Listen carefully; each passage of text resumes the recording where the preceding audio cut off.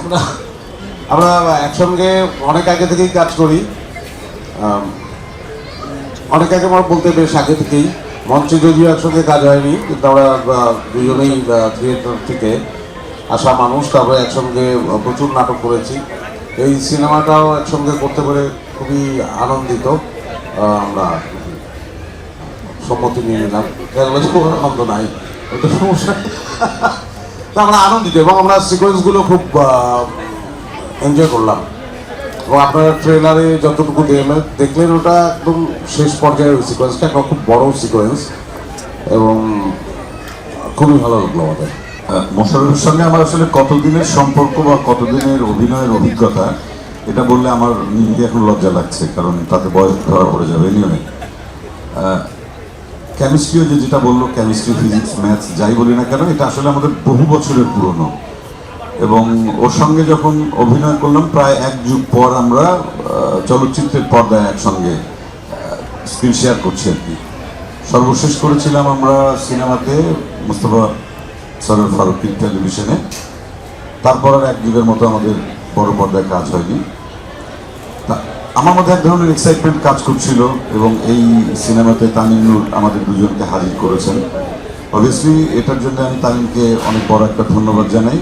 আর সেই সঙ্গে শুধু আমিও মোশাররফ না, এখানে বাঁধন, মমো, শরীফুল রাজ, শ্যামল, সাবিলা নূর, দিনার ভাই আমার জুটি বলতে পারছি না, এনিওয়ে যাই হোক, এই যে মানে আমি আমার মোশাররফের কথা আমি ধরছি না কখনোই, একদম আপনারা ওইভাবে বলবেন না। আমাদের সাথে যারা সহশিল্পী হিসেবে যারা কাজ করেছেন, এরাও দীর্ঘদিন ধরে মানে নিজের জায়গায়, নিজের অভিনয়ের জায়গায় কিন্তু খুব বলিষ্ঠ একটা জায়গা অর্জন করে বসে আছেন।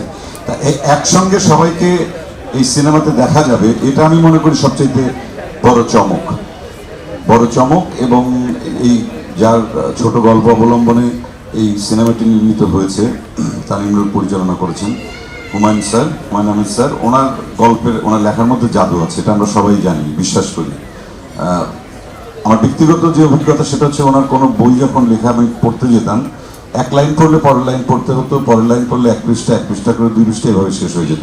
মানে প্রত্যেকটি মোমেন্টে এক ধরনের আলাদা মানে চম্বুকের মতো একদম টান অনুভব করা যায়। তা সেই গল্প থেকে তামিম নূর আবার সিনেমা বানালেন, এটা তো আমার মনে হয় যে বড় ধরনের কিছু একটা ঘটতে চলেছে, আমি আশা করি।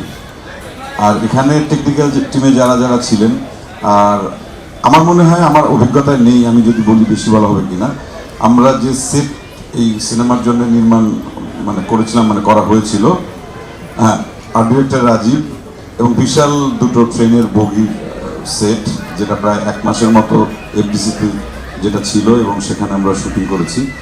যে আয়োজনটা ছিল আসলে অনেক বড়। সিনেমা মানেই তো আসলে বড় পর্দা, অনেক বড় কিছু।